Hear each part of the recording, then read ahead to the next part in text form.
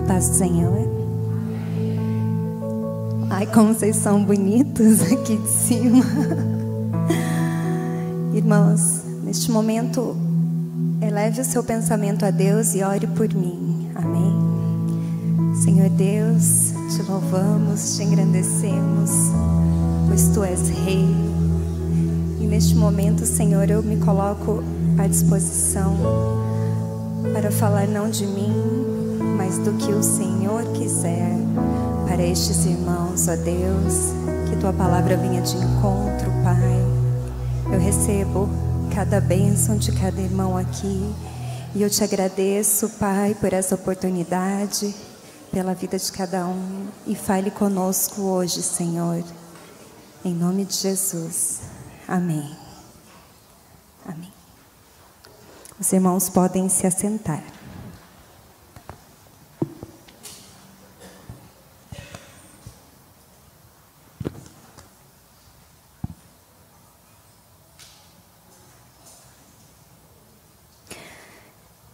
Em nome de Jesus, eu vou ler Lucas 8. Aconteceu depois disso que andava Jesus de cidade em cidade e de aldeia em aldeia, pregando e anunciando o evangelho do reino de Deus, e os 12 iam com ele. E também algumas mulheres que haviam sido curadas de espíritos malignos e de enfermidades. Maria, chamada Madalena, da qual saíram 7 demônios. Irmãos, na Bíblia há poucas citações dessa personagem que nós vamos meditar hoje. Mas ela mexeu muito comigo pela sua vida, pela sua servidão, e por isso hoje eu decidi falar dela aqui. Maria Madalena, não há relatos, não há evidências bíblicas de que ela era prostituta, de que ela era adúltera, ou de que ela era simplesmente uma pecadora, embora pecadores todos somos. Mas a evidência é de que ela foi curada de espíritos malignos e que Deus tirou dela 7 demônios. E aí, depois desse episódio, ela serviu a Jesus, ela serviu ao seu ministério junto de outras mulheres, como diz aqui em Lucas 8, versículo 2. E o primeiro tópico dessa conversa é o nome dela. O nome Maria, ele é derivado de Miriam. E no Egito, este nome, se nós quebrarmos, significa amada de Yahvé, que é a amada do Pai, amada de Deus, filha amada de Deus, como disse a Carol no ano passado para nós. Ela era filha amada e ela era lá da região de Magdala. Madalena significa de Magdala. E Magdala, eu estava estudando, pode ser 2 lugares, ou um lugar que tinha uma torre, ou um lugar que tinha muito peixe. Então era uma região muito rica. E aí ela serviu a Deus com seus bens, né? Nós não sabemos se era uma herança, se ela trabalhou, mas ela serviu ativamente no ministério de Jesus. E aí a gente, né, com o que nós estamos contribuindo hoje para o ministério de Jesus? É com o nosso tempo, é com o nosso dinheiro, é nos bastidores, é intercedendo. Olha lá o meu banco de intercessora. Com o que nós estamos hoje oferecendo? A Maria Madalena, ela foi uma pessoa corajosa, ela foi obediente e ela foi leal a Jesus. Pois, mesmo que ela um dia tivesse sido dominada por potestades malignas, ela abandonou aquela vida. Ela recebeu ali a sua nova identidade de filha amada do Pai. E foi isso que ela fez. Para a gente falar de mulheres, a gente acaba levando para o vitimismo. Ai, mas as mulheres, elas, né, são tão julgadas, coitadinhas, elas têm tanto problema, elas são vítimas ali da sociedade. Não. As mulheres da Bíblia, essas que a gente tem falado aqui, elas fizeram história. E hoje, mesmo que o nome de Maria apareça apenas 12 vezes na Bíblia, nós estamos falando nela, porque ela vestiu ali da sua nova identidade. E ali durante a crucificação, aqueles momentos mais difíceis, eu vou ler Marcos 14, do 43 ao 50. E logo falava ele ainda, quando chegou Judas, um dos 12, e com ele, vinda da parte dos principais sacerdotes, escribas e anciãos, uma turba com espadas e porretes. Ora, o traidor tinha-lhes dado esta senha: aquele a que eu beijar é esse, prendei-o e levai-o com segurança. E logo que chegou, aproximando-se, disse-lhe: Mestre, e o beijou. Então lhe deitaram as mãos e o prenderam. Nisso, um dos circunstantes, sacando da espada, feriu o servo do sumo sacerdote e cortou-lhe a orelha. Disse-lhe Jesus: Saístes com espadas e porretes para prender-me, como um salteador. Todos os dias eu estava convosco no templo ensinando, e não me prendeste. Contudo, é para que se cumpram as Escrituras. Então, deixando, todos fugiram. Todos que estavam com Jesus fugiram. Aquele lugar, ele era o pior lugar do mundo que poderia se estar, pois os judeus queriam prender os cristãos, né? Eles prenderam Jesus. E aí, o que aconteceu ali no começo do versículo? Judas traiu Jesus, né? Se nós continuarmos lendo, nós vamos ver que posteriormente Pedro negou Jesus. Ele negou, ele disse que não o conhecia. Mas Maria Madalena, ela tinha uma lealdade, e lealdade é estar com quem ninguém deseja estar. E aí, nesse momento, a gente reflete que muitos querem estar onde existem milagres, mas poucos querem estar ao pé da cruz. E neste momento em que Jesus era crucificado, estavam as mulheres ali. As mulheres que serviam o seu ministério. Os discípulos, eles se mandaram, eles estavam com medo dos judeus. E em Lucas 23, 55 e 56, diz assim: E as mulheres tinham vindo com ele da Galileia. Seguiram também e viram o sepulcro e como foi posto o seu corpo. E voltando elas, prepararam especiarias e ungüentos, e no sábado repousaram conforme o mandamento. Então elas certificaram de onde estava o corpo de Jesus, e elas fizeram o que é certo e correto perante a lei. Elas repousaram no santo dia do Senhor. Elas guardaram o sábado e depois elas levaram especiarias e unguento para ungir o corpo de Jesus. Mas não parou por aí. Logo após o sábado, quando ainda estava escuro, elas chegaram ali no túmulo e Jesus não estava lá. E Maria chorou muito, o mestre não estava lá. Os apóstolos que foram com ela viram que ele não estava lá e foram embora. Mas ela não, ela ficou. E neste momento ela teve o privilégio de ser a primeira pessoa, eu não estou falando primeira mulher, não, ela foi a primeira pessoa que falou com Jesus e que ainda foi responsável por transmitir a mensagem aos outros. Ela estava no lugar certo e no momento certo. Jesus olhou para ela e conversou, e ela não reconheceu, ela achou que era o jardineiro. E então Jesus a chamou pelo nome.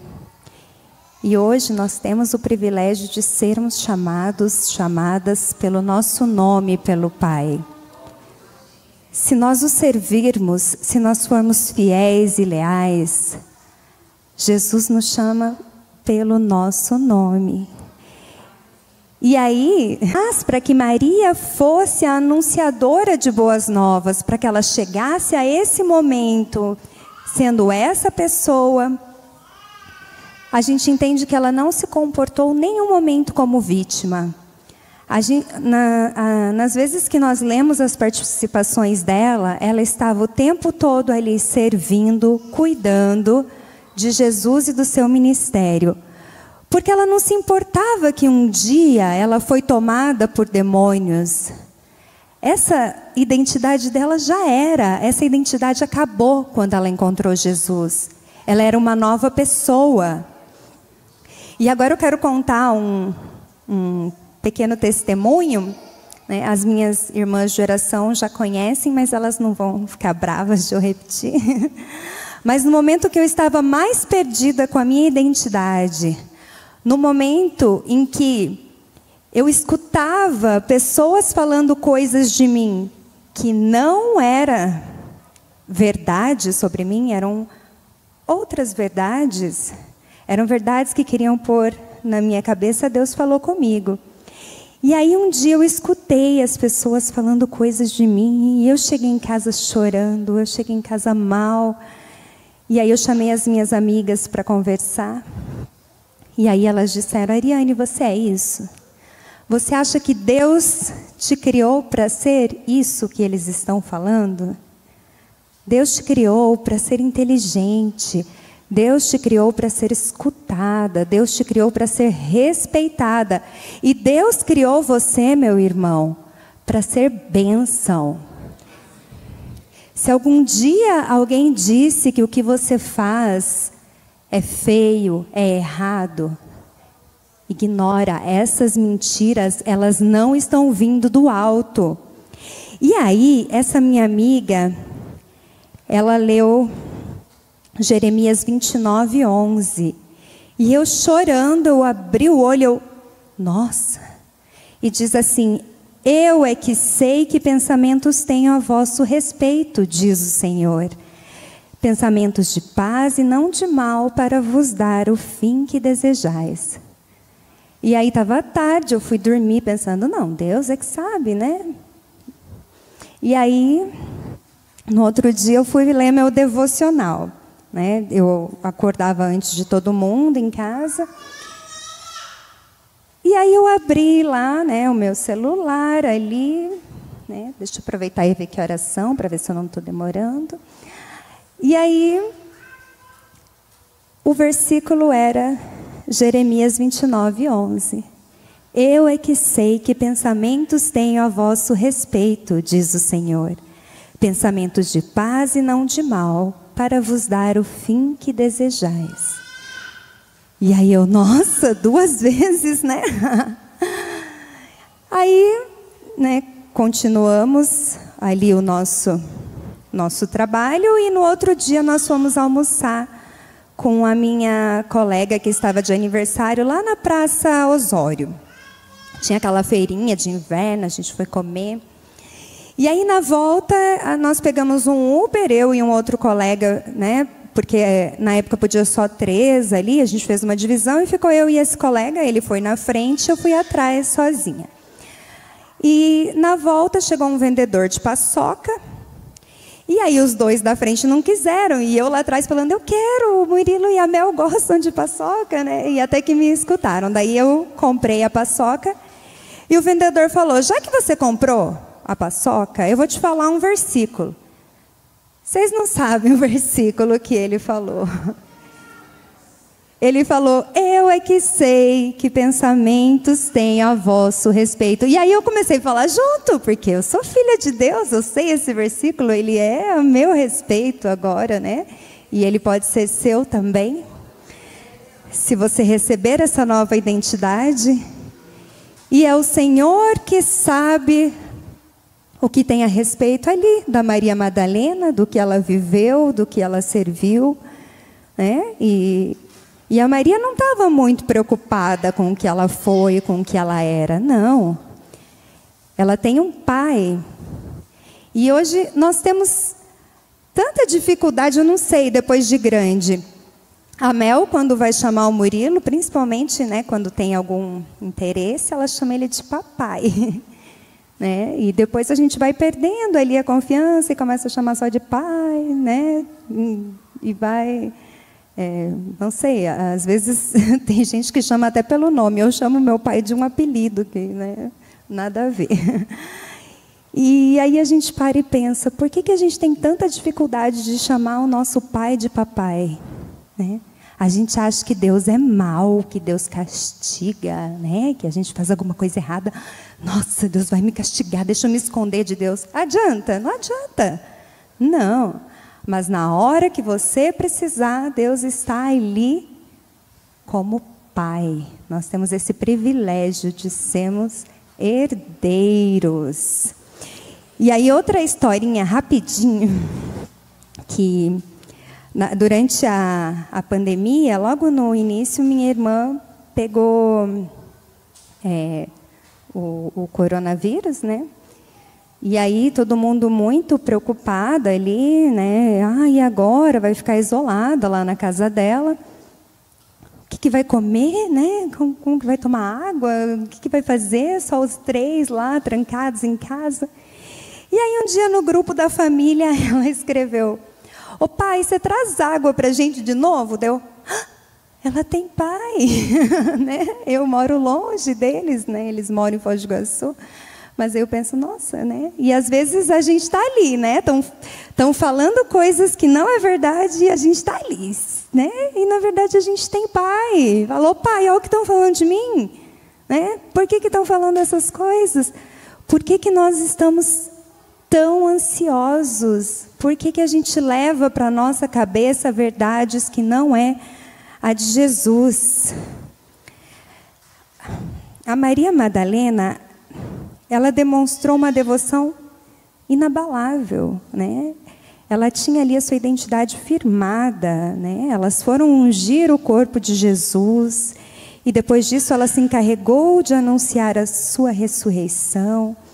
E ela não estava nem aí se ela era mulher, se ela era vítima. Não. Ela tinha autorresponsabilidade, ela tinha uma identidade firmada em Jesus e ela aceitou ser uma filha amada do Pai. Então ela obedeceu e ela não questionou.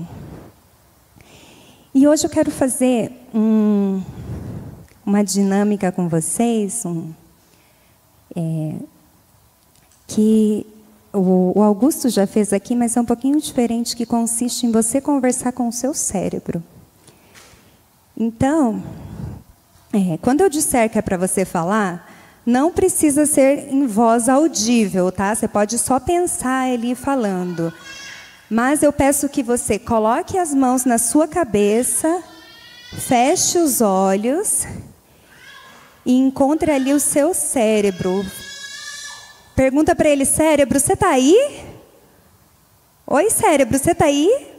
Imagina a voz dele falando, oi, eu tô, né? Oi, eu tô, né? Não sei como é seu cérebro. Mas escuta ali teu cérebro falando que eu tô aqui. E agora uma nova pergunta. Pergunte, cérebro, você está bravo comigo? E aí o meu cérebro aqui está dizendo que tá. Eu não sei o de vocês. Mas o meu cérebro, neste momento, ele está dizendo, eu estou bravo com você, porque eu preciso descansar. Eu preciso dormir. Eu trabalho o dia inteiro, eu cuido o dia inteiro das decisões e agora eu preciso descansar.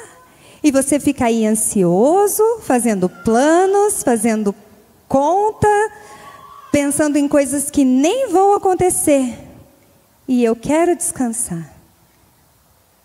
E agora pergunta, cérebro, o que a gente vai fazer?